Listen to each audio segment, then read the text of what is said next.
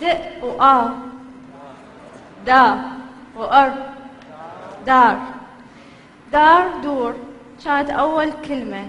لما حضنت أمي كنت أبكي، قلت لها ماما تعلمت أقرأ. حلوة أيام المدرسة، لفات أنا وصديقاتي، طلعات سفرات ما أعرف إيش.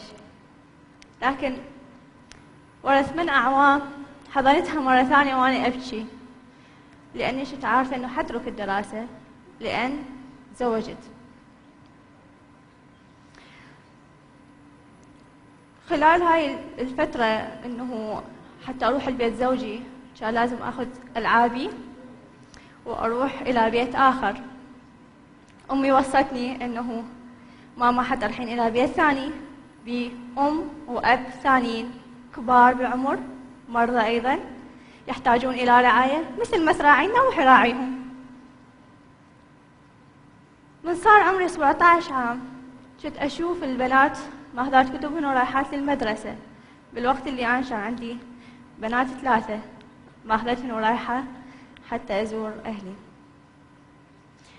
كان مسألة إنه هذول البنات دا يروحون يتعلمون ويقضون وقت ممتع بالمدرسة، وأنا محتارة بهذني الأطفال اللي تقريباً توأم بأعمارهم، أرعاهم بالوقت اللي أنا نفسي محتاجة إلى رعاية وحنان. كان مسألة مؤلمة. كان فكرة إنه أنا عندي بنات عند المجتمع ينظروا لي دائماً نظرة انتقاص. كان بناتي دائماً يسألوني ماما لما نكبر نروح للمدرسة إيش نقول للمعلمة إذا سألتنا شنو شهادة ماما. خوفي من القدر إنه إذا في يوم من الأيام صار أي شيء شلون راح أعيش 3 بنات وأنا بهيك عمر وشهادتي شهادة ابتدائية. لهذا كان لازم أقرر إنه لازم أصير. زوجي وأهله ما مانعوا من هذا الشيء أبداً، بالعكس قالوا أوكي ادرسي، لكن بدون مدرسين خارجيين وبدون ما تروحين للمدرسة وبدون دورات تقوية أو شيء. قدمت على الثالث متوسط خارجي، درست بهاي الظروف نفسها بنفس الشروط. ما حد يتصور مسألة إنه ما أعرف مسألة بالرياضيات أو يطلع الحل بالأخير مو صحيح. شلون كنت أبكي على مودها، لأنه ما عندي وقت أجي أحل بطريقة ثانية، وماكو مجال إنه أفشل أو أعيد سنة، لازم أنجح. لكن نجحت الحمد لله من الدور الأول، نجاح أهلني إنه أروح للإعدادية. هالمرة بدون ما أدرس رابع وخامس، وبدون أيضا مدرسين خصوصيين ولا مدرسة ولا دورات تقوية. قدمت على السادس إعدادي علمي بتحدي أكبر، هو حملي طفلة رابعة.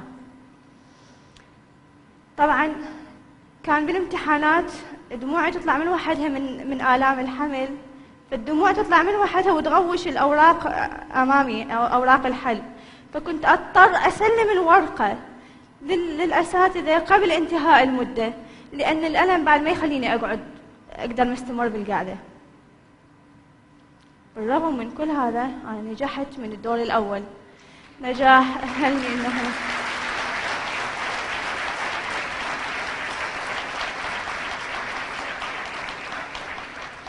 أهلني إنه أدخل الجامعة وأتفوق بها بتفوق أكبر من هذا التفوق ويميزني عن باقي الطالبات كلهم. خلال هاي الفترة علمت أطفالي إنه يعتمدون على نفسهم بكل شيء، ما يحتاجون لأي أحد ثاني، بحيث ما يكونون عبء على أحد. وفرت وعلمت نفسي وسويت وقتي، وهذا النجاحات انطتني فسحة أكثر أو الثقة بالآخرين بي، بحيث قدرت أدخل دورات تنمية بشرية، تطوير الذات، زيادة مهارات، إلى أن صرت مدربة تنمية بشرية مرخصة للتدريب الدولي. أعطي برامج بالإذاعة، أقدم برامج في تطوير المرأة خاصة، أنظم دورات أو مؤتمرات في حقوق الإنسان، أعطي دورات من خلال الإنترنت. صار عندي طموح أزيد وصارت آفاق زيادة تفتح أمامي، قمت أنجح ومستمرة، وبعد عندي طموح وراح أوصل لهذه الطموح، مو على مود أكون بس يفتخرون بها بناتها ولا على مود نظرة المجتمع تتغير إنه أم البنات، لكن على مودي أني وعلى مود أثبت لكل بنية ما قدرت